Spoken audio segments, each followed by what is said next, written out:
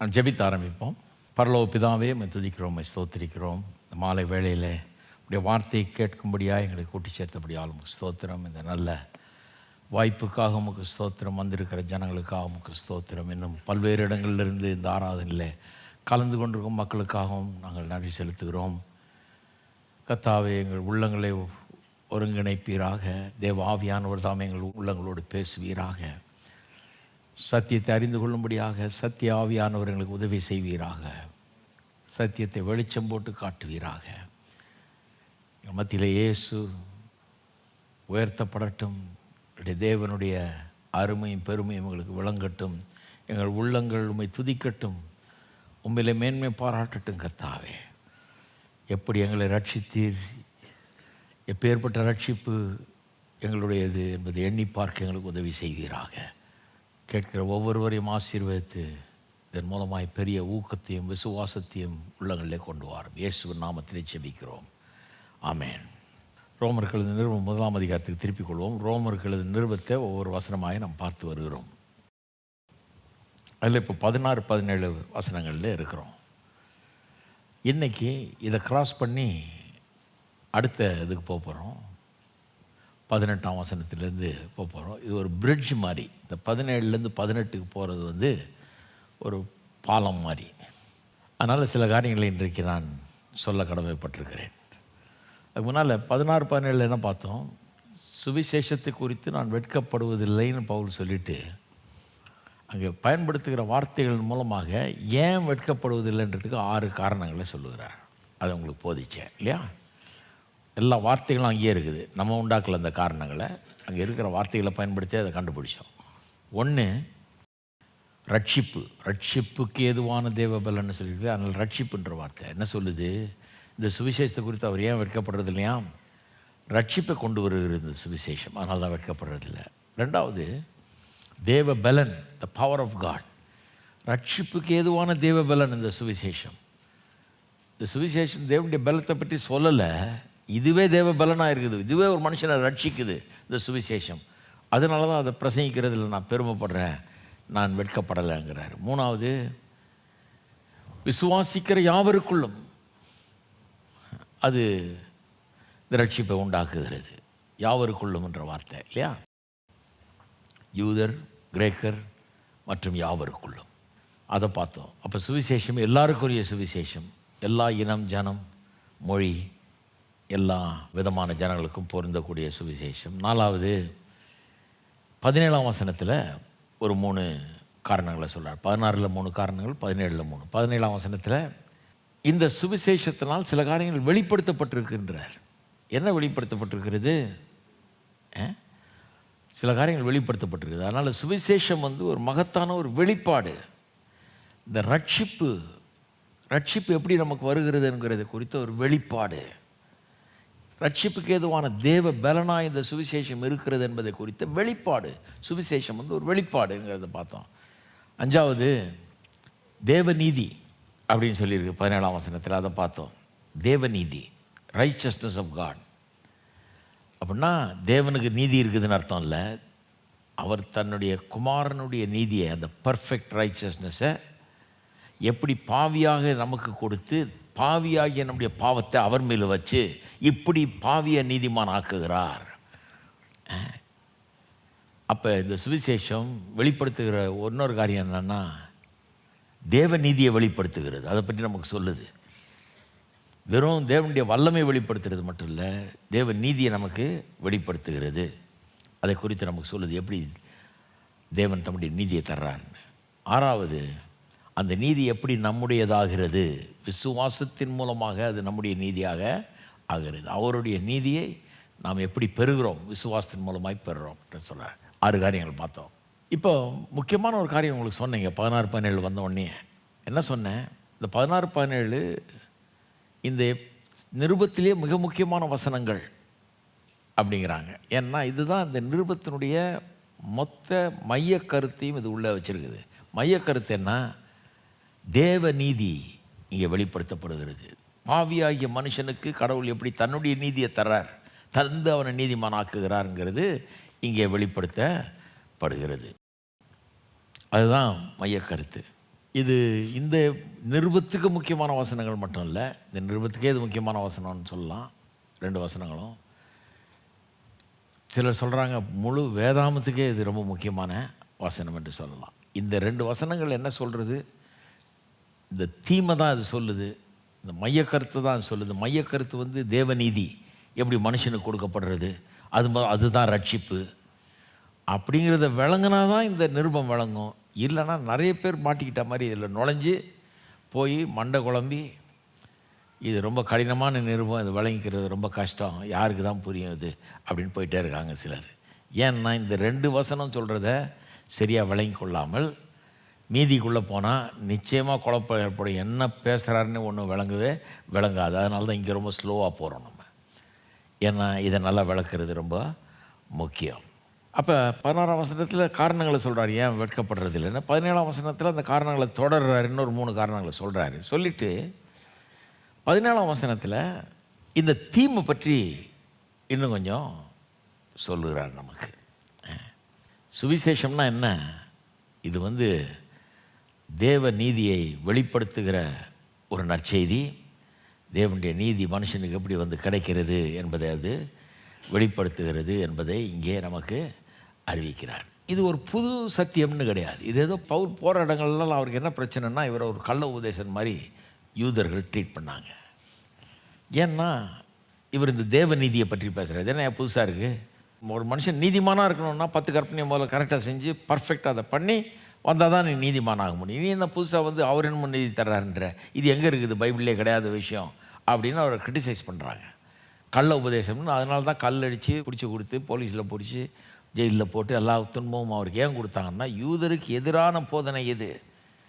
யூதர் வந்து தேவ நீதியை போதிக்கல, அவங்க தங்களுடைய நீதியை போதிச்சாங்க. எப்படி நீதிமான் ஆகிறது? கற்பனையின்படி செஞ்சால் தான் நீதிமான் ஆகணும்னு. இவர் வந்து தேவன் நீதியை தர்றாரு இலவசமாக, அதன் மூலமாக அவனை நீதியாக்குறாருன்றார். இது அவங்களுக்கு விகற்பமாய் தோன்றுகிறது. அதனால் அவரை எதிர்த்தாங்க, கள்ள உபதேசின்னு சொல்லி எதிர்த்தாங்க. எப்படி பாருங்கள். அதனால் போன இடம்லாம் அவர் ஒரு காரியத்தை நிரூபிக்க வேண்டியதாக இருந்துச்சு. பழைய ஏற்பாடு தான் அவருக்கு அன்றைக்கி பைபிள், புதிய ஏற்பாடுன்னு எழுதப்படவில்லை. அவர் அப்போ தான் எழுதிட்டு இருக்கிறார் சில நிருபங்கள்லாம். அதனால் போகிற இடங்கள்லாம் பழைய ஏற்பாடை வச்சு இந்த புதிய ஏற்பாட்டு சத்தியத்தை பிரசங்கம் பண்ண வேண்டியதாக இருக்குது. அதை வச்சு தான் பிரசங்கம் பண்ணார். யூதன் நல்ல பைபிளை படித்து கரைச்சி குடித்தவர்.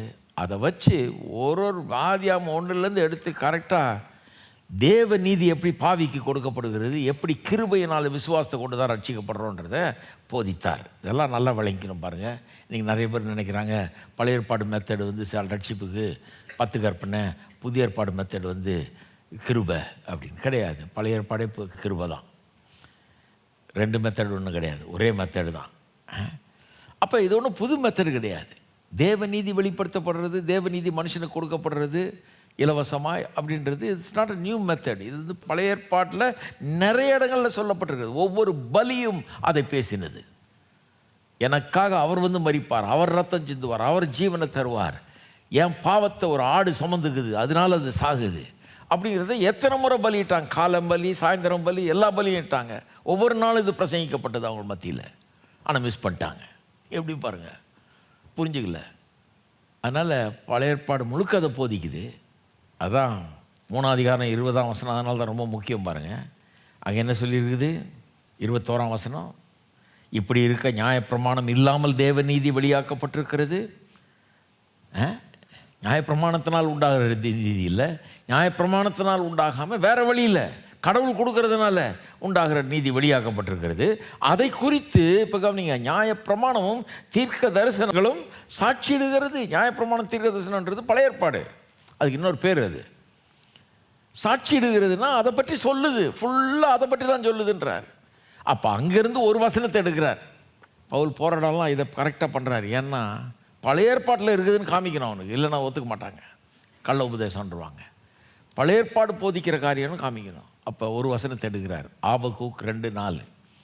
அதனால தான் 17ஆம் வசனத்தில் எப்படி சொல்கிறார்? விசுவாசத்தினால் நீதிமான் பிழைப்பான் என்று எழுதியிருக்கிறபடி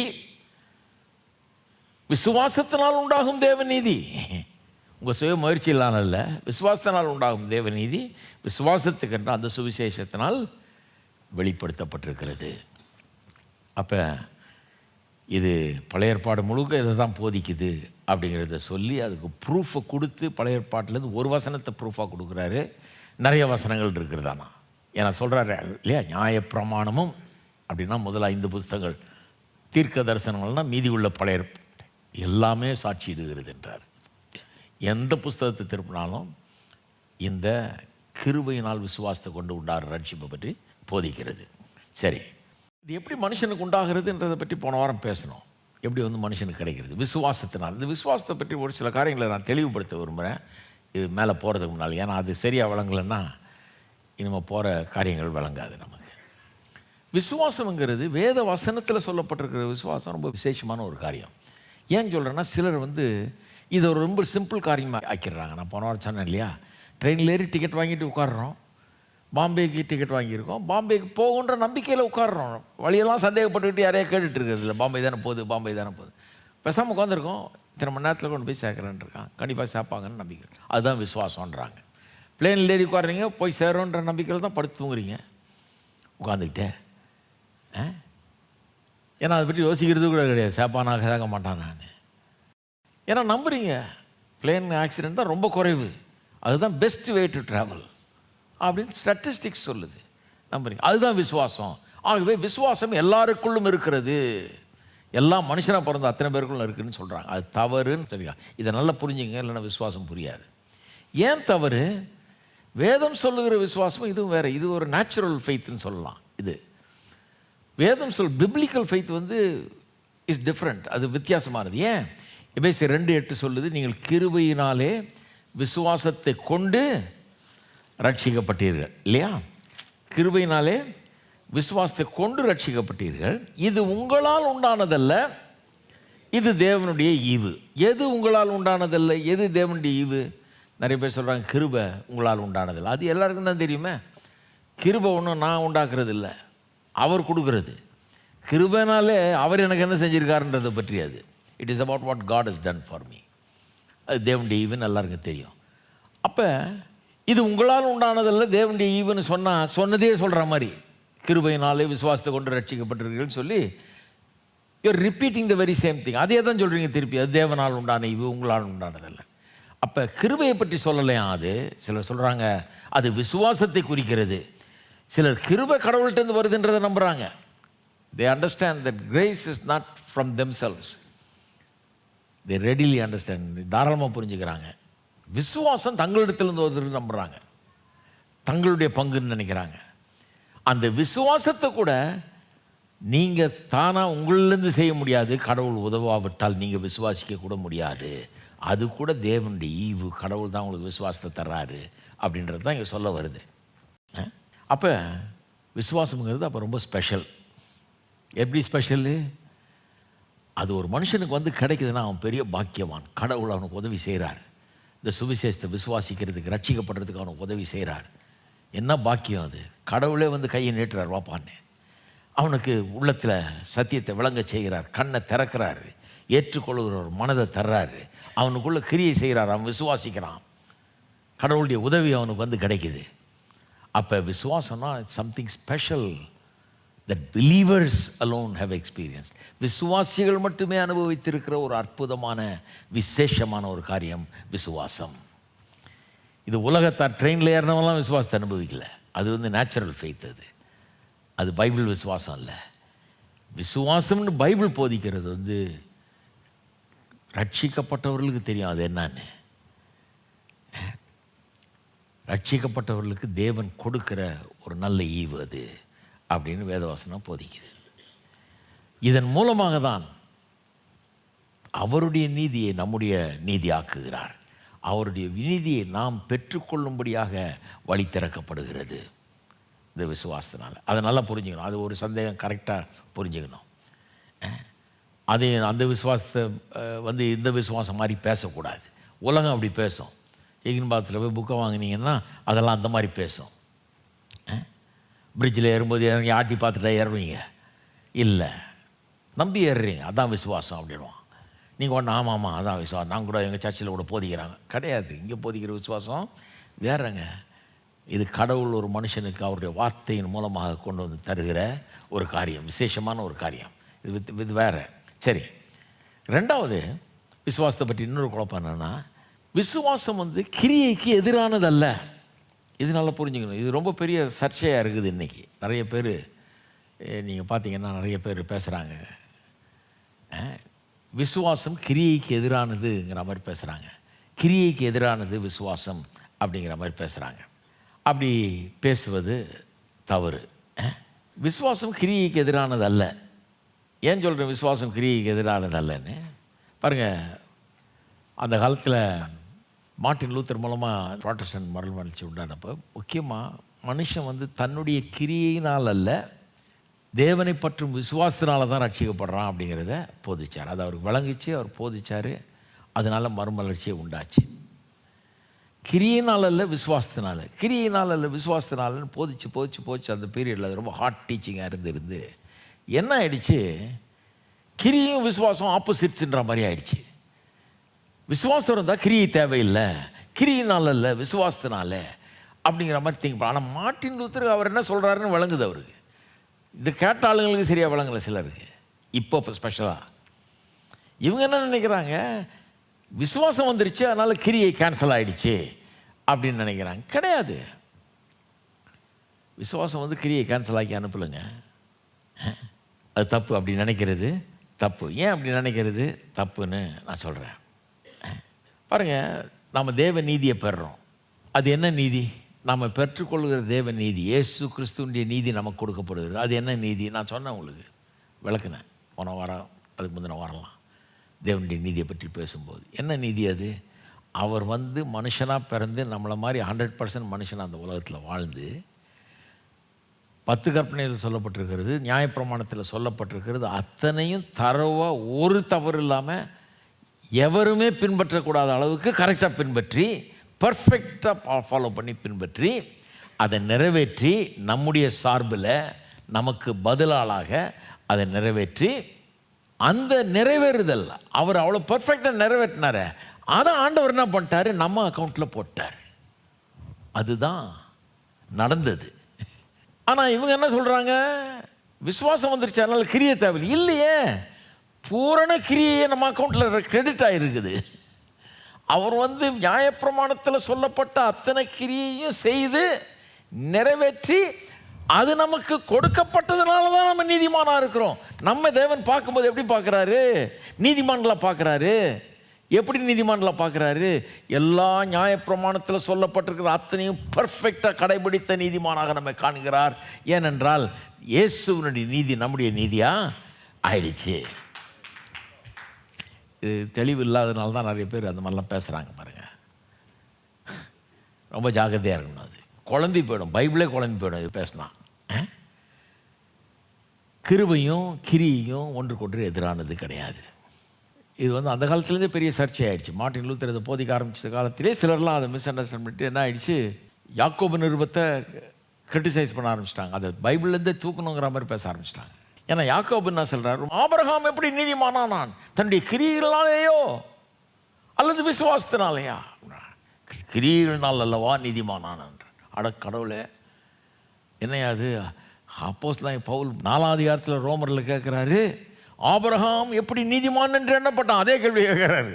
யாக்கோபு கேட்ட அதே கேள்வியை இங்கே 4:1 கேட்குறாரு. நம்முடைய தகப்பனாகிய ஆபிரகாம் எப்படி நீதிமான் என்று எண்ணப்பட்டான்? கிரியினாலேயோ விசுவாசத்தினாலேயோ? விசுவாசத்தினாலவா நீதிமானாக்கப்பட்டான்றார். அவர் சொல்கிறார் கிரியினால். அப்போ அதை தூக்கி எறியணும் அப்படிங்கிற மாதிரி ஒரு மூவ் வந்தது பாருங்கள். கூடாதுன்னு அவர் சொன்னது என்ன, நியாயப்பிரமாணத்தின் மூலமாக நீ நீதிமான் ஆயிட முடியும்னு சொல்ல யாக்கோபு. அவர் என்ன சொல்கிறாரு, நீ தேவ நீதியை பெற்றிருந்தீன்னா அதை பெற்றதுக்கு கொஞ்சமாவது ஒரு அடையாளம் இருக்கணும், ஒரு கரஸ்பாண்டிங் ஆக்ஷன் இருக்கணும், அதுக்கேற்ற கிரியை உனக்கிட்ட இருக்கணும். தேவ நீதியை பெற்றதுனால உங்கள்கிட்ட நீதியான நடவடிக்கையும் இருக்கும். நீதியான நடவடிக்கையினால நீதிமான் ஆகிறது இல்லை, நீதிமான ஆக்கப்பட்டதுனால நீதியான நடவடிக்கை இருக்கும். Don't put the cart before the horse. குதிரையை பின்னால் கட்டி வண்டியை முன்னால் கட்டக்கூடாது. நீதி கிடைச்சதுனால நீதிமானாக செயல்படுறோம். நீதி கிடைச்சதுன்றது தான் குதிரை. பின்னால் வண்டியை காட்டினீங்கன்னா லேசாக அப்படி குதிரையை தட்டினாலே ஓடும். நிறைய சர்ச்சில் என்ன பண்ணிட்டாங்க, வண்டியை முன்னால் கட்டிட்டாங்க, பின்னால் குதிரையை கட்டிட்டாங்க. போட்டு அடி அடி அடின்னு அடிக்க வேண்டியது. குதிரை எங்கே போகும்? வண்டி நகரவே நகராது, நின்ன இடத்துலே தான் நிற்கும். எப்படி போகும்? குதிரையை பின்னால் கட்டினா நீதியான செயலை செஞ்சியா நீ எப்படி பரலோகம் போவ? நீ உருப்படுவியா? நீ போவியா? பரப்பியா? ஏசு வந்தாருன்னா கைவிட கடவுள். அவன் தவிக்கிறான் பாவம். அடியை வாங்கிட்டு ஞாயிற்றுக்கிழமை தோறும் அடி போன உடனே பலார் அரைஞ்ச மாதிரி இருக்கும். சிலருக்கு அது ரொம்ப பிடிச்சி போச்சு. நல்லா அரைஞ்சார் இன்றைக்கி பாஸ்டர், ரொம்ப சந்தோஷம். ஒருத்தர் என்கிட்ட சொல்கிறார், நீங்கள் பிரசங்கம் பண்ணுறதெல்லாம் தடவி கொடுக்குற மாதிரி இருக்குதுங்க, நல்லா அரைஞ்ச மாதிரி இருக்க வேணாமா அப்படிங்கிறார். ஹலோ, அப்போ அதைத்தான் 3ஆம் அதிகாரத்தில் ரோமரில் கரெக்டாக சொல்லியிருக்கு. பவுல் சொல்கிறார் பாருங்கள், 3ஆம் அதிகாரத்தில் கடைசி வசனம், அப்படியானால் விசுவாசத்தினாலே நியாயப்பிரமாணத்தை அவமாக்குகிறோமான்றது ஆங்கிலத்தில் எப்படி வருதுன்னா, டு வி மேக் வாய்டு. அதாவது விசுவாசம் வந்துட்டதுனால நியாயப்பிரமாணம் வாய்டு ஆகிடுச்சா? வாய்டுனா கேன்சல் ஆகிடுச்சா? செல்லாதது ஆகிடுச்சா? சொல்லிட்டு சொல்கிறாரு, அப்படி அல்ல. அதை நல்லா ஒரு சர்க்கிள் போட்டு பெரிய 5 ஸ்டார் போட்டு எதாவது பண்ணி வைங்க, அப்போ தான் வழங்க. அப்படி அல்ல. இல்லை நியாயப்பிரமாணத்தை தூக்கி எறிய சொல்ல கர்த்தர். நியாயப்பிரமாணத்தை நிலைநிறுத்துகிறோமே. எப்படி நியாயப்பிரமாணத்தை நிலைநிறுத்துகிறோம்? எப்படி நம்ம ரட்சிக்கப்பட்டோம்? நியாயப்பிரமாணமெல்லாம் எனக்கு வேண்டாம் அப்படின்னு சொன்னதுனால ரட்சிக்கப்பட்டோமா? இல்லை, அவருடைய நியாயப்பிரமாணத்தை அவர் 100% நிறைவேற்றியிருக்காரு. அது என் அக்கௌண்ட்டில் கிரெடிட் ஆனதுனால தான் நான் நீதிமான். ஹலோ, ரொம்ப முக்கியமான ஒரு சத்தியம், இதை நல்லா புரிஞ்சுங்க. இன்னொரு குழப்பம் என்னென்னா, நியாயப்பிரமாணத்தையும் விசுவாசத்தையும் எதிர்க்கு எதிராக வைக்கிறது. முதல்ல சொன்னது கிரியையும் விசுவாசத்தையும் எதிர்க்கு எதிராக்குறது. விசுவாசத்துக்கு எதிரானது கிரியை அப்படிங்கிற மாதிரி ஒரு எண்ணம், அது தவறுன்னு காமிச்சேன். ஏன்னா நியாயப்பிரமாணத்தின் கிரியெல்லாம் அவர் செஞ்சு முடித்ததுனால தான் நம்ம நீதிமானானோம் இல்லையா? அதே மாதிரி விசுவாசம் நியாயப்பிரமாணத்துக்கு எதிரானது, நியாயப்பிரமாணம் விசுவாசத்துக்கு எதிரானது அப்படிங்கிற ஒரு எண்ணமும் இருக்குது. அதையும் சிலர் சொல்கிறாங்க, இந்த கிரியை எதிர்த்து பிரசங்கம் பண்ணுறவங்க என்ன சொல்கிறாங்க, நியாயப்பிரமாணம் கிரியை எல்லாம் அவங்களுக்கு ஒன்றா தான் தெரியுது, கிரியை வேணாம்னா நியாயப்பிரமாணம் வேணாம், அந்த மாதிரி பேசுகிறாங்க இல்லையா? அதுவும் தவறு. விசுவாசம் நியாயப்பிரமாணத்துக்கு எதிரானது அல்ல. ஏன்னா நான் இதான் இப்போ தான் சொன்னேன் இல்லையா, நியாயப்பிரமாணத்தை இயேசு நிறைவேற்றினார். நிறைவேற்றினது மூலம் தான் நம்ம நீதியானோம். கிரியையும் விசுவாசத்துக்கு எதிரானது அல்ல. ஏன்னா அவருடைய கிரியை இப்போ நம்முடைய கிரியையாக எண்ணப்படுகிறது. அதுவும் இல்லாமல் ரோமரில் ஒன்று கவனிங்க, அந்த கிரியை பற்றி, கிரியை விசுவாசம் ரெண்டுத்துக்கு எதிராக ஏன் பார்க்கக்கூடாதுன்னா, வேத வசனம் இங்கே ரோமரில் 1ஆம் அதிகாரத்தில் கிரியையும் விசுவாசத்தையும் எதிரெதிராக வைக்கலை. கிரியை விசுவாசத்துக்கு எதிரானதுன்னு சொல்லலை. கிரியினால் ஒருத்தர் ரட்சிக்கப்பட விரும்புகிறான், தன்னுடைய கிரியினால், சுயநீதியினால், தான் கரெக்டாக கடைப்பிடிக்கிறதுனால நியாயப்பிரமாணத்தை நீதிமான் ஆகலான்னு பார்க்குறான். வேதவசனம் எந்த விதமான நீதியை பிரசங்கம் பண்ணுறது? தேவ நீதி, தேவன் கொடுக்குற நீதி. அப்போ கிரியைக்கு எதிராக விசுவாசத்தை வைக்கல பவுல், கிரியைக்கு எதிராக எதை வைக்கிறாரு? தேவனுடைய நீதி. கிரியினால் அல்ல, தேவனுடைய நீதியால் ரட்சிக்கப்படுறா, அதுதான் இங்கே சொல்லியிருக்குது. நம்ம கிரியினால் அல்ல விசுவாசத்தினாலன்னு சொல்கிறது மூலமாக என்ன ஆயிடுச்சு, கிரியும் விசுவாசமும் ஆப்போசிட் மாதிரி ஆயிடுச்சு. ஆப்போசிட்டாக வைக்கலை இங்கே ரோமரில், அப்படி போதிக்கலை. கிரியினால் இல்லை, உன் கிரியினால் இல்லை, அவர் அதெல்லாம் செஞ்சு முடிச்சு அவர் எல்லாம் பண்ணிட்டார், அதை உனக்கு கிரெடிட் பண்ணுறாரு. கிரியினால் அல்ல, அவர் கொடுக்குற நீதியினால். அப்போ கிரியைக்கு ஆப்போசிட் என்ன? தேவ நீதி, தேவன் கொடுக்குற நீதி. அப்போ கிரியைக்கு ஆப்போசிட்டாக விசுவாசத்தை வைக்கிறதுனால எவ்வளோ பிரச்சனை வருது பாருங்கள். பைபிளில் சில நேரம் அப்படி பேசுகிறதுனால இவங்க தப்பான டைரெக்ஷனில் போயிடுறாங்க. அப்படி பேசலாம், ஆனால் விளங்கிச்சுன்னா பேசலாம். அது குழப்பத்தை உண்டாச்சுன்னா அப்படி பேசுகிறது தப்பு. கிரியையும் விசுவாசம் எதிரானதல்ல. கிரியைக்கு எதிரானது என்னது? தேவன் கொடுக்குற நீதி. ஒருவன் கிரியின் மூலமாக ரட்சிப்படைய பார்க்குறான். வேதம் சொல்லுது கிரியின் மூலமாக இல்லை, அவர் கொடுக்குற நீதியின் மூலமாக. அதனால தான் கிரியையும் விசுவாசமும் ஆப்போசிட்ஸ் கிடையாது. அதே மாதிரி கிரியையும் நியாயப்பிரமாணம் ஆப்போசிட் கிடையாது. ஏன்னா நியாயப்பிரமாணத்தை அவர் நிறைவேற்றி தானே நம்ம நீதிமானாக்குறாரு. அப்போ இது எப்படி ஆப்போசிட்டாக இருக்க முடியும்? நியாயப்பிரமாணத்தின் பூரண நிறைவேறுதல் நம்முடையதாகிடுச்சு அவர் மூலமாக. அப்போ இது வந்து ஆப்போசிட்டு கிடையாது. ரெண்டுத்தையும் நல்லா புரிஞ்சு கொள்ளுங்கள்.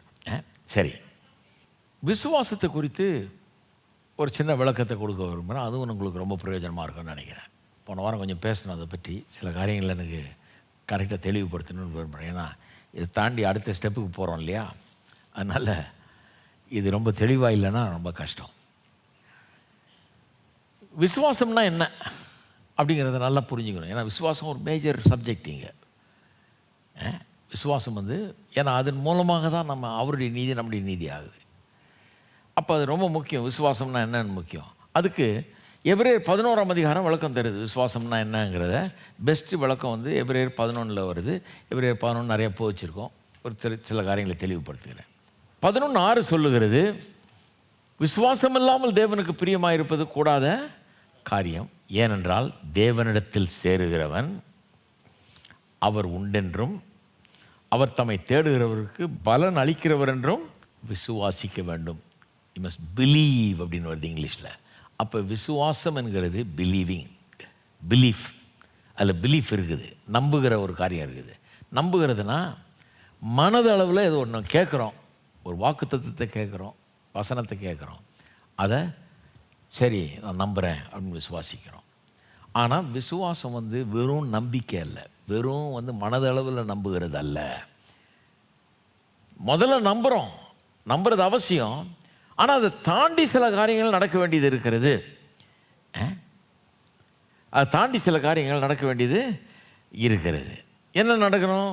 ரெண்டாவது காரியம் என்னன்னா, விசுவாசத்தை பற்றி 13ஆம் வசனத்தில் சொல்லியிருக்கு. எபிரேயர் 11 13ஆம் வசனம், இவர்கள் எல்லாரும் வாக்குத்தத்தம் பண்ணப்பட்டவைகளை அடையாமல் தூரத்திலே அவைகளை கண்டு நம்பி, எல்லாம் சொல்லுங்கள் நம்பி, அதான் விசுவாசித்து இல்லையா.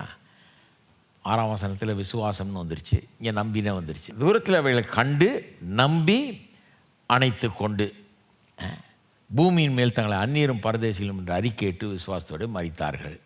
இங்கே இன்னொரு காரியம் வருது பாருங்கள். அது என்னன்னா, கண்டார்கள், நம்பினார்கள்.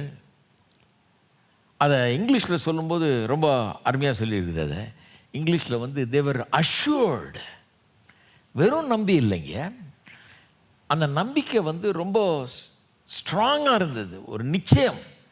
அதுதான் எபிரேயர் 11:1 என்ன சொல்லுது? விசுவாசமானது நம்பப்படுகிறவைகளின் உறுதி. எல்லாம் சொல்ல நம்பப்படுவதின் உறுதி. அப்போ வெறும் நம்புறது இல்லை, நம்புகிற காரியங்களை குறித்த உறுதி. அதைத்தான் இந்த நம்பின்ற வார்த்தை குறிக்குதுங்க. வெறும் நம்பிக்கை இல்லை, வெறும் மனதளவில் நம்புறது இல்லை, நம்புகிற காரியங்களை குறித்த உறுதி. சில வாக்கு தத்தங்களை கேட்டார்கள், அதை நம்பினார்கள். அந்த நம்பினதனுடைய உறுதி உள்ள உண்டாயிடுச்சு, அது நிச்சயம் உள்ள உண்டாயிடுச்சு. அங்கே இப்போ 1ஆம் வசனத்தில் அப்படியே சொல்லியிருக்குது, நம்பப்படுகிறவர்களின் உறுதியும் காணப்படாதவர்களின் நிச்சயமுமாய் இருக்கிறது. அந்த உறுதி நிச்சயம்தான் அந்த நம்பிக்கை.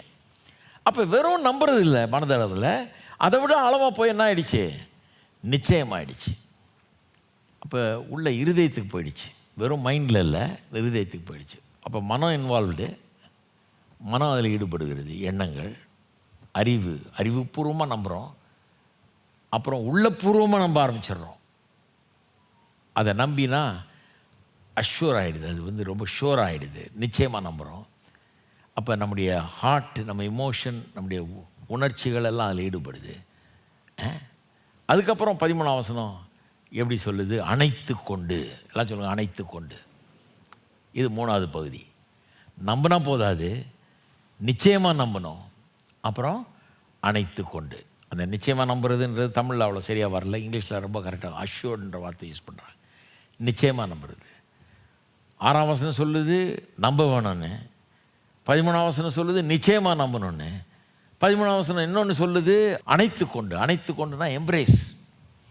அணைத்து கொண்டு பூமியின் மேல் தங்களை அந்நியரும் பரதேசிகளும் என்று அறிக்கையிட்டு. எல்லாம் சொல்லுங்கள் அறிக்கையிட்டு. அணைத்து கொண்டு அறிக்கையிட்டு.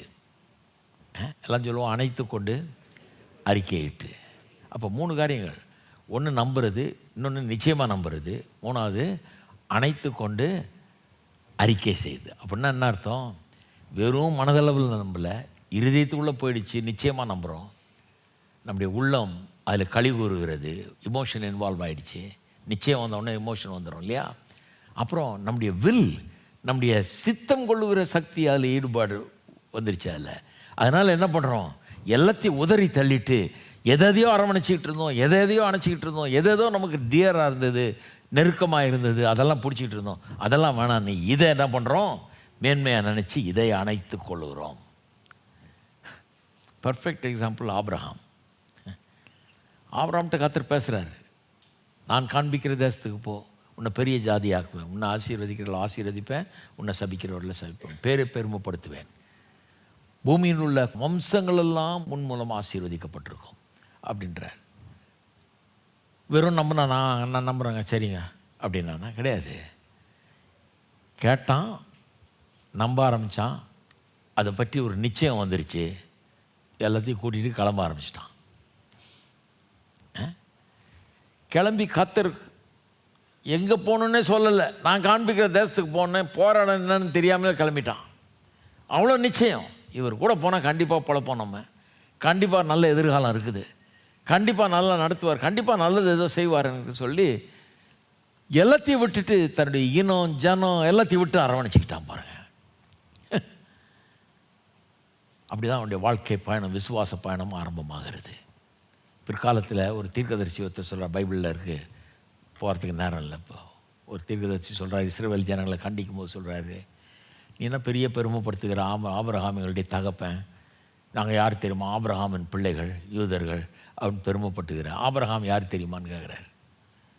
அவன் ஒரு அமோரியன், புறஜாதிகளில் ஒருத்தன், கடவுளை அறியாது இருக்கிற இனங்களில் ஒருத்தன், எங்கேயோ ஒரு இருட்டில் எங்கேயோ வாழ்ந்துக்கிட்டு இருந்தவன், என்னமோ பண்ணிகிட்டு இருந்தவன்.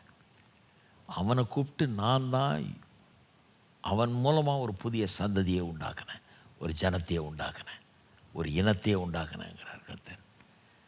நீ அவனை பற்றி பெரிய பெருமை பாராட்டுற, அவன் எங்கேருந்து வந்தான்னு யோசித்து பாரு, உங்கள் அம்மா எங்கேருந்து வந்தா யோசித்து பாரு, உங்கள் தாத்தா எங்கேருந்து வந்தார் யோசித்து பாரு அப்படின்றார்.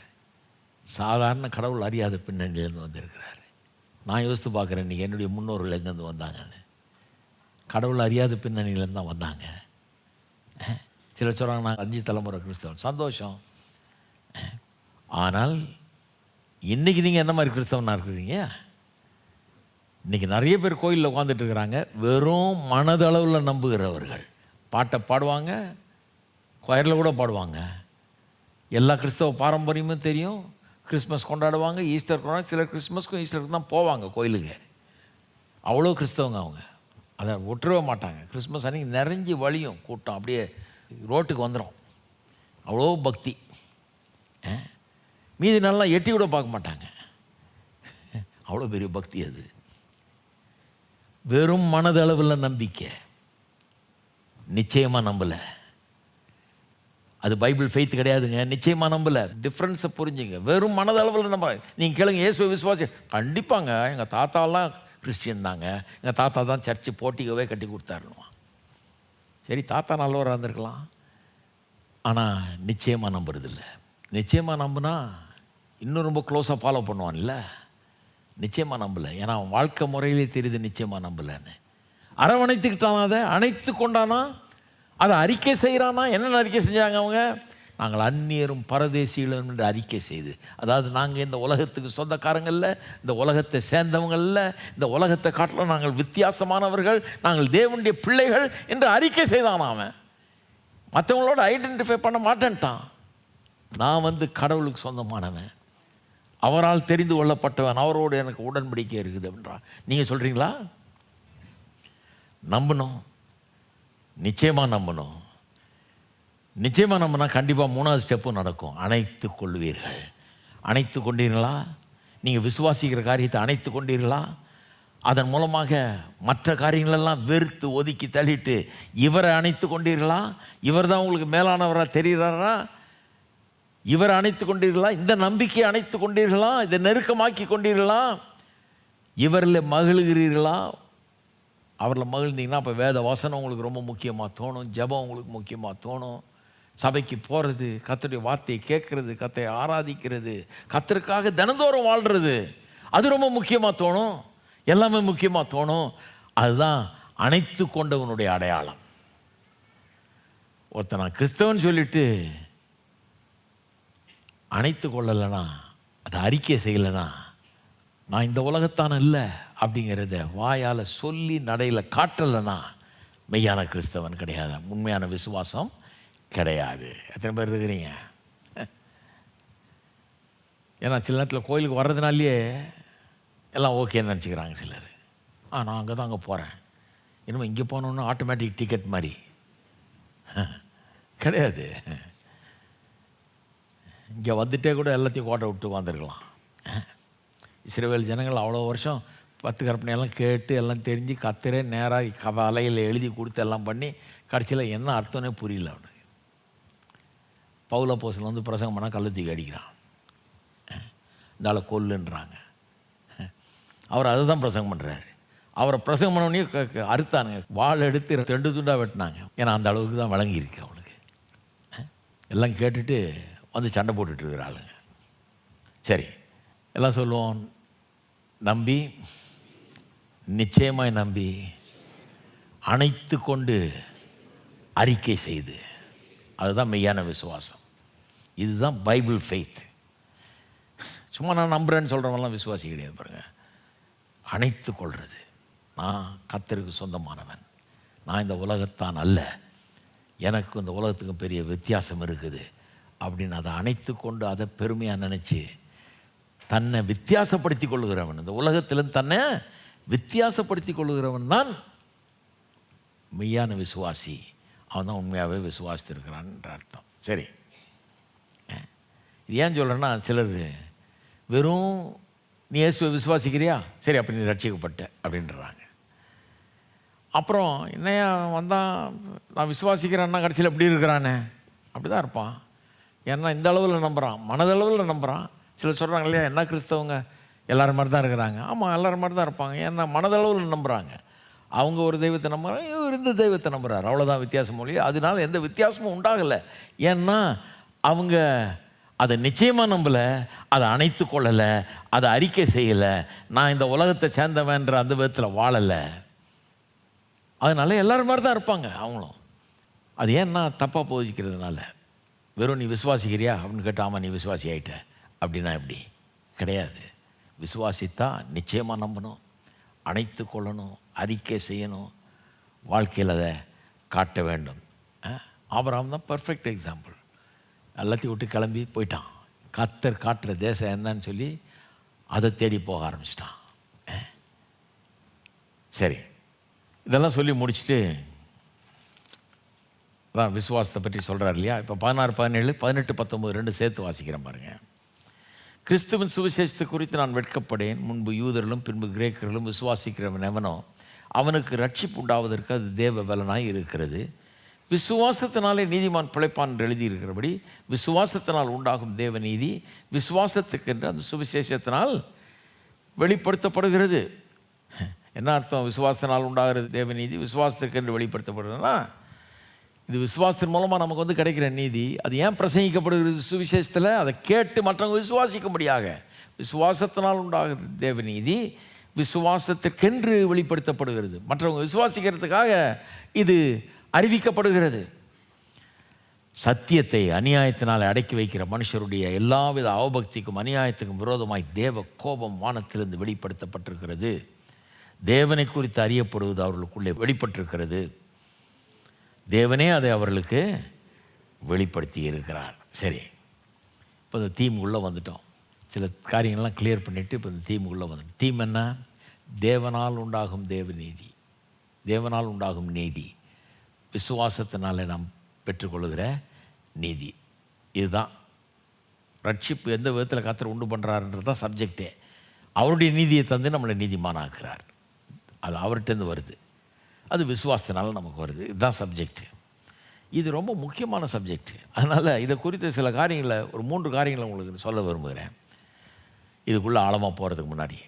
ஏன்னா இந்த 3 காரியங்கள் உங்களுக்கு தெரியணும். இதனுடைய முக்கியத்துவம் என்ன, ஏன் இவ்வளோ முக்கியம் இந்த சத்தியம் என்ன, ஏன் இது இவ்வளோ முக்கியம்னா, இந்த சுவிசேஷம் எவ்வளவு அவசியம் என்கிறதை நமக்கு தெரியப்படுத்துகிறது.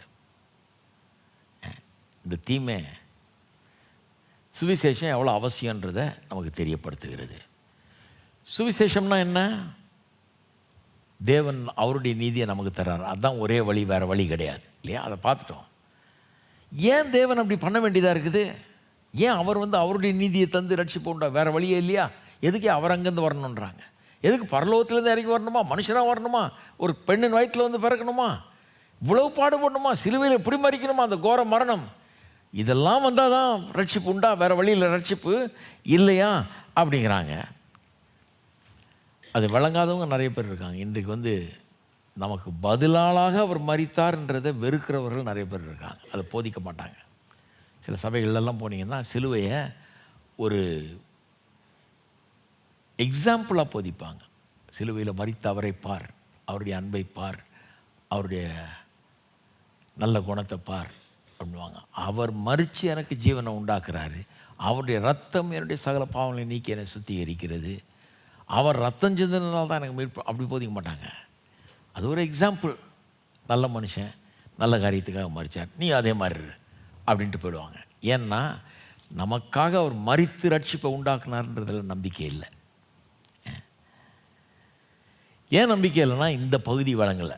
இப்போ நம்ம படிக்க போகிற இந்த பகுதி 18ஆம் வசனத்திலிருந்து 3ஆம் அதிகாரம் கடைசி வரைக்கும் நம்ம படிக்க போகிறோம் பாருங்கள். ஒரு பெரிய செக்ஷன், அது பெரிய டாக்ட்ரினல் செக்ஷன், அது உபதேச பகுதி, அது பிரமாதமான ரொம்ப உயர்ந்த உபதேச பகுதி, ரட்சிப்பை விளக்குகிற பகுதி. அது விளங்காதனால தான் அவங்களுக்கு எதுவுமே விளங்கலை. ஏன் அவர் வரணும்? ஏன் தேவகுமாரனே இந்த பூமியில் பரலோகத்தை விட்டு இறங்கி கீழே இங்கே வரணும்? எதுக்கு அவசியமாக? யாரையாவது ஒருத்தரை விட்டால் பண்ணிட்டு போகிறான், சிலுவையில் மாதிரின்னு சொன்னால் எடுத்துகிட்டு போகிறாங்க, ரட்சிப்பு உண்டாக்கிட்டு போகலாமே. எதுக்கு அவர் வரணும்? எதுக்கு அவர் குழந்தையாக பெத்லஹேமில் பிறக்கணும்? எதுக்கு ஒரு தாயின் வயிற்றில் பிறக்கணும்? எதுக்கு யூதர்களில் ஒருவராக, நியாயப்பிரமாணத்துக்கு உட்பட்டவராகன்னு சொல்லுது கலாத்தியர் 4:5. ஏன் அப்படி ஒரு பெண்ணின் வயிற்றில் நியாயப்பிரமாணத்துக்கு உட்பட்டவராக பிறக்கணும்? எதுக்கு? எல்லா நியாயப்பிரமாணத்தில் சொல்கிற காரியம் பரிபூர்ணமாக நிறைவேற்றி பரிசுத்தமாக வாழ்ந்து நிரூபிக்கணும். எதுக்கு? எதுக்கு சிலுவையில் மறிக்கணும்? எதுக்கு ரத்தம் சிந்தணும்? எதுக்கு உயிரோடு எழுப்பப்படணும்? எதுவுமே விளங்காது. இது விளங்கலன்னா ஏன் அப்படி செய்ய வேண்டியதாகிடுச்சு? ஏன்னா முதல் ஆதாம் உண்டாக்குனார், அவன் விழுந்து போனான், பாவத்தில் தோல்வி அடைஞ்சான், நம்ம எல்லாரையும் பாவத்தில் மூழ்கினான். இப்போ 2ஆவது ஆதாமாக இவர் வந்திருக்கிறார். அப்படி தான் வேதம் போதிக்குது. இவர் இன்னொரு ஆதாம்.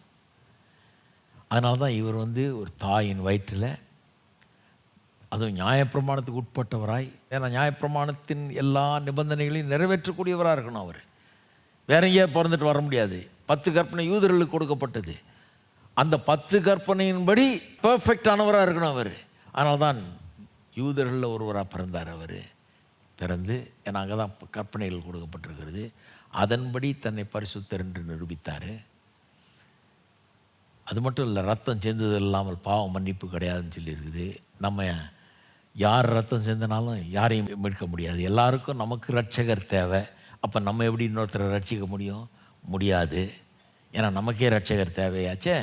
அதனால் நம்முடைய இந்த மண்டலத்திலிருந்து இதற்கு வெளியேருந்து இன்னொருத்தர் வரணும். நம்மளில் ஒருத்தர் மறிக்க முடியாது, இது வெளியேந்து வரணும். அதனால தான் தேவகுமாரன் மனுஷனாக அற்புதமாக பிறக்கிறார். பிறந்து உள்ளே நுழைஞ்சி, மனுக்குலத்துக்குள்ளே நுழைஞ்சி முழு மனுஷனாக இருக்கிறார். அதே நேரத்தில் தேவகுமாரனாகவும் இருக்கிறார். அப்போ ஒரு மனுஷனும் பரிசுத்தன் இல்லை, அவனுடைய ரத்தம் அதனால் எந்த மனுஷனுடைய ரத்தமும் யாருடைய பாவத்தையும் கழுவ முடியாது. இவருடைய ரத்தம் விலையேறப்பெற்ற ரத்தம். ஏன்னா இவருடைய ரத்தம் எல்லாருடைய பாவத்தையும் கழுவ முடியும். இவர் சிந்தின ஒருவருடைய ரத்தம் போதும் எல்லாருடைய பாவத்தையும் கழுவுறதுக்கு. நம்ம எல்லாருடைய ரத்தத்தை சிந்தினாலும் ஒரு ஆளுடைய பாவத்தை கூட கழுவ முடியாது. இவர் ஒருவருடைய ரத்தம் எல்லாரையும் சுத்திகரித்து கழுவுகிறது. ஏன்னா அவர் தேவகுமாரன். இதனால தான் பிறக்க வேண்டியதாக போச்சு.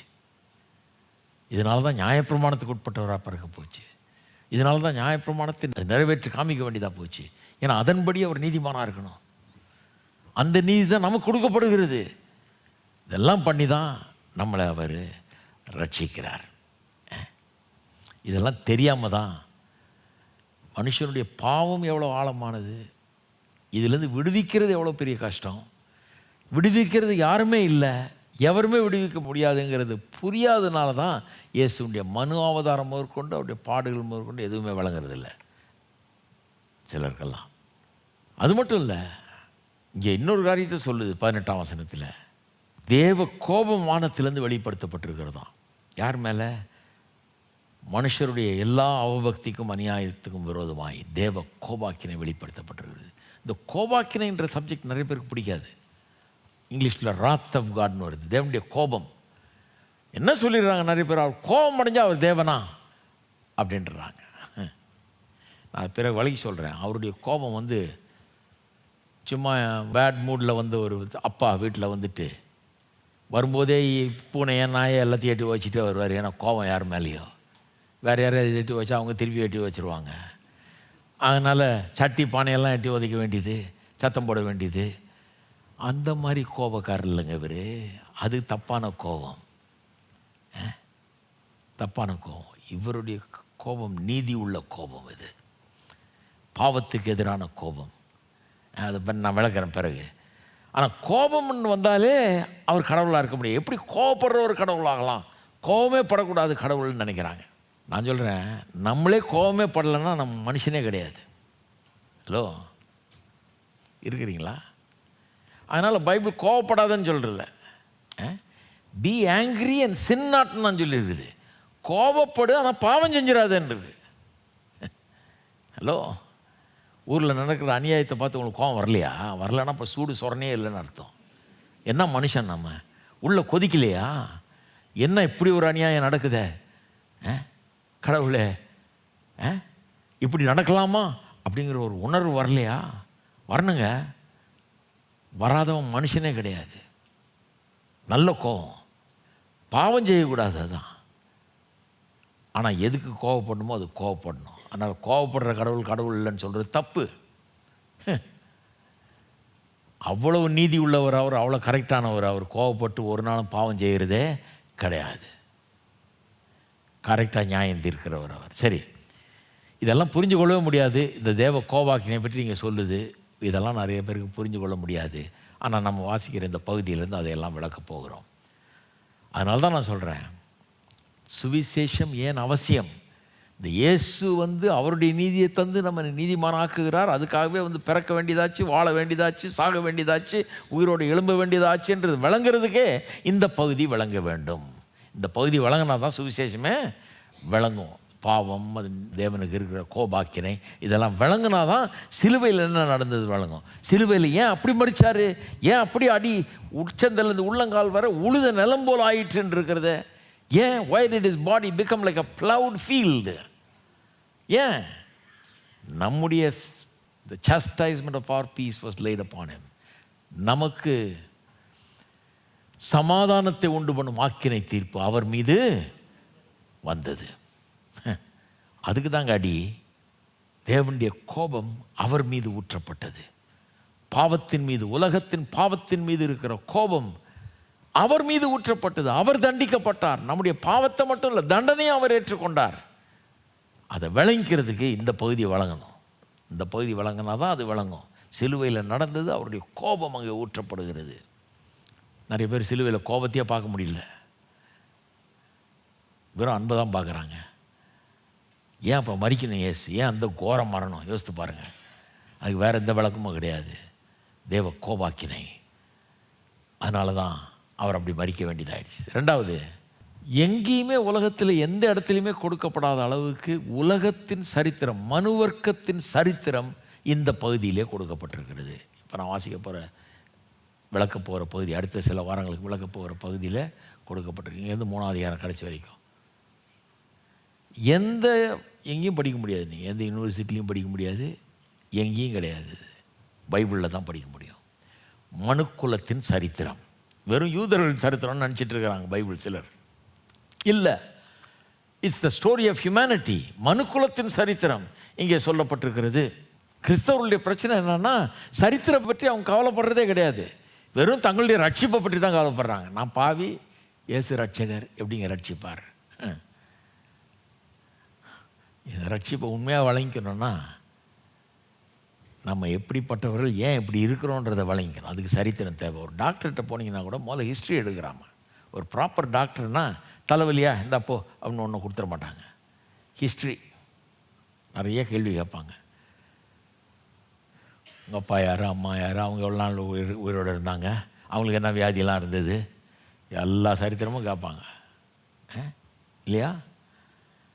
ஏன்னா ஹிஸ்ட்ரி ரொம்ப முக்கியம். அப்போ நம்ம மனுக்குலம் இன்றைக்கு எவ்வளோ மோசமாக இருக்குது. இன்றைக்கி உலகத்தில் நடக்கிற காரியங்களை பார்த்து மனுஷனாக என்ன பெரிய விஞ்ஞான அறிவு, என்ன முன்னேற்றம், எவ்வளோ பெரிய முன்னேற்றம்லாம் வந்துருச்சு. என்ன மாதிரி கார்கள், பிளேனுகள், அது இதெல்லாம் வந்துருச்சு, ராக்கெட்டு முதற்கொண்டு வந்துருச்சு. ஆனால் மனுஷனுக்கு இவ்வளோ கேவலமான புத்திகள் இருக்கிறது, கொடூரமான புத்திகள் இருக்கிறது. ஒருத்தர் இப்படி கொண்டுருக்குறோமே, இவ்வளோ பகையும் வெறுப்பையும் கசப்பையும் உள்ளே வச்சுக்கிட்டு அடித்து கொள்வது இப்படி நடக்குது உலகத்தில். இனங்கள் பாடுபடுகிறது. ஏன் இது நடக்குது? ஏன் இது நடக்குது? அதை பற்றி சரித்திரம் சொல்லுது, வேத வசனம். இதனால தான் இந்த பகுதி ரொம்ப முக்கியம். ஏன் மனுஷர்கள் இப்படி இருக்கிறார்கள், எதுக்கு இப்படி இருக்கிறார்கள்?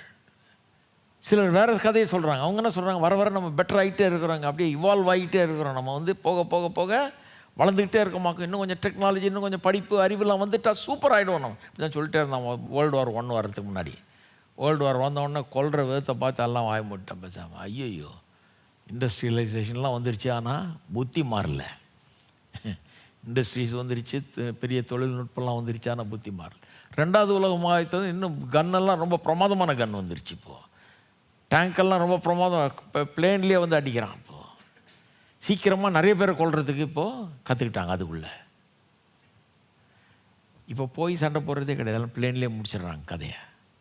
ஷாக் அண்ட் ஆ அதுக்கு பேர்.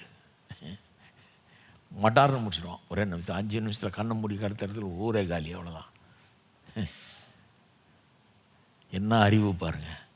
இவ்வளோ அறிவு வந்தோன்னு கொள்றதுல தான் தீவிரமாக இருக்கிறோம் ஒழிய நன்மை செய்கிறதில்ல தீவிரத்தை அந்த அளவுக்கு பார்க்க முடியறதில்ல. இதை பற்றி நமக்குள்ள 1000 கேள்விகள் இருக்குது. ஏன் மனுக்குள்ள அப்படி இருக்குது, ஏன் மனுஷன் அப்படி இருக்கிறான்? இவ்வளோ விஞ்ஞானத்தில் முன்னேறி, அறிவு முன்னேறி, படிப்பு வந்து இப்போது பொருளாதாரம்னு எடுத்துக்கிட்டிங்கன்னா சொல்கிறாங்க 1800களிலேருந்து இந்த கேபிட்டலிசம் எல்லாம் வந்த பிறகு நாட்டில் பொருளாதாரம், சில நாடுகள்லாம் முழு சமுதாயமே பணக்கார நாடாகிடுச்சு. எல்லாருமே பணக்காரன், ஏழையே கிடையாது அப்படின்னு ஆயிடுச்சு.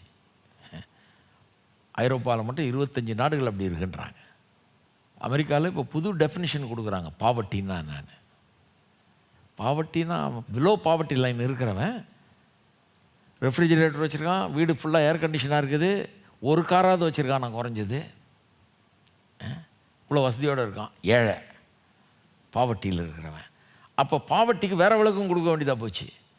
இப்போ என்ன விளக்கம் கொடுக்குறாங்க, ஒரு கண்ணியத்தோடு நல்ல நிலையில் வாழ முடியாமல் இருக்கிறவன் தான் பாவர்ட்டி. சோறு இல்லாதவன் பாவர்ட்டின்ற விளக்கம் போயிடுச்சு. துணி இல்லாதவன், சோறு இல்லாதவன், படுக்க இடம் தங்க இடம் இல்லாதவன், அப்படி தான் ஒரிஜினல் விளக்கங்க பாவர்ட்டிக்கு, ஏழ்மைத்தனத்துக்கு. அதுதான் ஒரிஜினல் விளக்கம். சோறு இல்லை, படுக்க இடம் இல்லை, உடுக்க துணி இல்லை. அதை எடுத்துட்டாங்க இப்போது. ஏன்னா இவங்களுக்கு எல்லாம் இருக்குது, ஒரு சட்டை துணி இல்லை, ஷெல்ஃப் முழுக்க தொங்கிட்டு இருக்கும், ஆனால் ஏழை.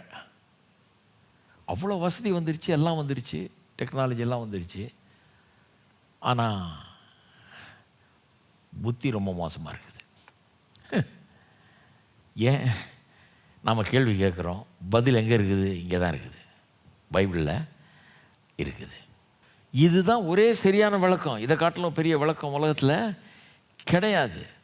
மற்றவர்கள் என்னென்னமோ சொல்கிறாங்க, கிடையாது.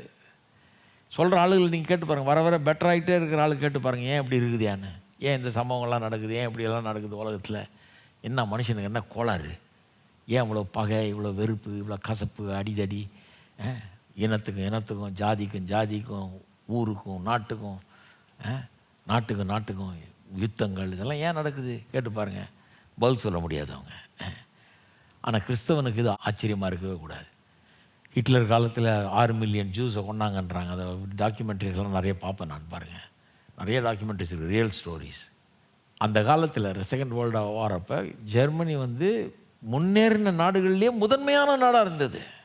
முதன்மையான நாடு, முன்னேறின நாடுகளில் படிப்பறிவில் நம்பர் 1, உலகத்தில் லிட்ரஸி ரேட்டில் நம்பர் 1 இருந்தது ஜெர்மனி. அந்த நாட்டில் தான் 6 மில்லியன் யூதர்களை கொண்டாங்க. எப்படி பரிப்பறிவோ அவ்வளோ இருக்கிற ஆளுங்க, தொழில்நுட்பம் அவ்வளோ இருக்குது, எல்லாம் இருக்குது. ஆனால் அதை வச்சு பெரிய ஆர்மியை டெவலப் பண்ணி கொல்றதுக்கு பண்ணி யூத இனத்தையே ஒழிக்கணும்னு திட்டம் போட்டு 6 மில்லியன் ஜூஸை கொண்டு குவிச்சாங்க. அந்த படங்களை பார்த்தீங்கன்னா, அந்த டாக்குமெண்ட்ரிஸை நோண்டுறாங்க. யுத்தத்தில் ஜெயித்து ஹிட்லரை தோக்கடித்த பிறகு நோண்டுறாங்க பாருங்கள், மாஸ் கிரேவில் குவிச்சு போட்டிருக்குது. ஆயிரக்கணக்கான பிணங்கள் பல இடங்களில் 10-15 இடத்துல போட்டு குவிச்சிருக்கான். எப்படி ஆச்சு? ஒரு மனுஷன் அப்படி செய்ய முடியுமா? சிலர் அவங்க கதையை சொல்கிறாங்க. அதில் தப்பிச்சு வந்தவங்க, பழைச்சி வந்தவங்க கதையை சொல்கிறாங்க, என்ன மாதிரி நடத்தப்பட்டார்கள்ன்றது. ஒரு மனுஷனாக இருக்கிறவங்க அப்படி செய்ய முடியும். பெண்கள் அதிகாரிகள் எப்படி நடத்துனாங்கன்றது சொல்கிறாங்க, என்ன பண்ணாங்கன்றது சொல்கிறாங்க. இருதயமே ஆடி போய்டும் உங்களுக்கு, அந்த மாதிரி சொல்கிறாங்க. ஒரு மனுஷன் அப்படி பண்ண முடியுமா? ஒரு சாதாரண மனுஷனுடைய புத்தி அவ்வளோ மோசமாக இருக்குமா? என்ன விளக்கம்? பைபிளை தவிர வேறு எங்கேயுமே விளக்கம் கிடையாது. பைபிள் பாவம் என்கிற ஒரு காரியத்தை பற்றி பேசுது.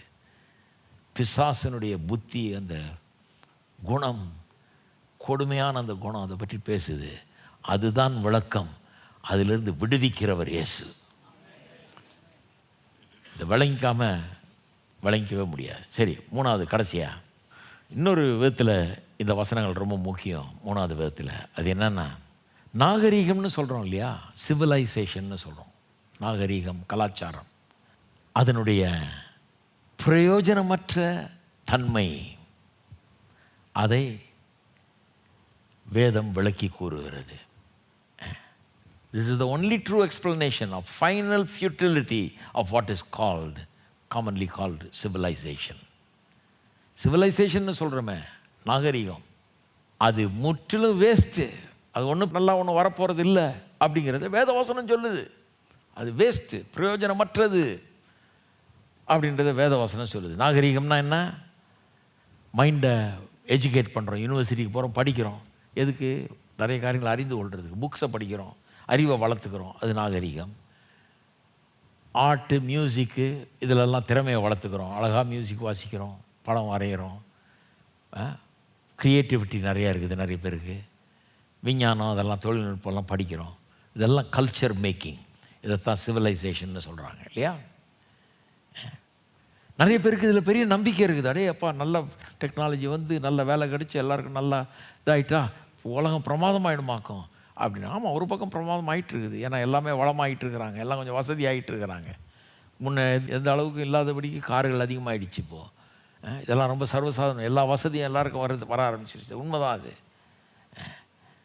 ஆனால் ஒட்டு மொத்தத்தில் எல்லாம் பெட்டராகிடுமா, நல்லாயிடுமா உலகம்?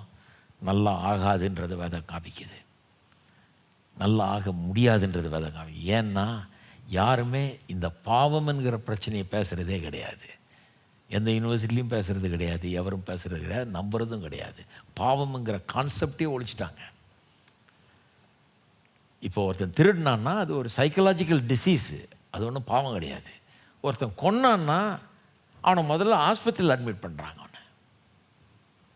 ஏன்னா மனநிலை கோளாறு, அதனால தான் கொண்டுட்டான் அப்படிங்கிறாங்க. சர்டிஃபிகேட்டை வாங்கி முதல்ல மென்டல் ஆஸ்பத்திரி.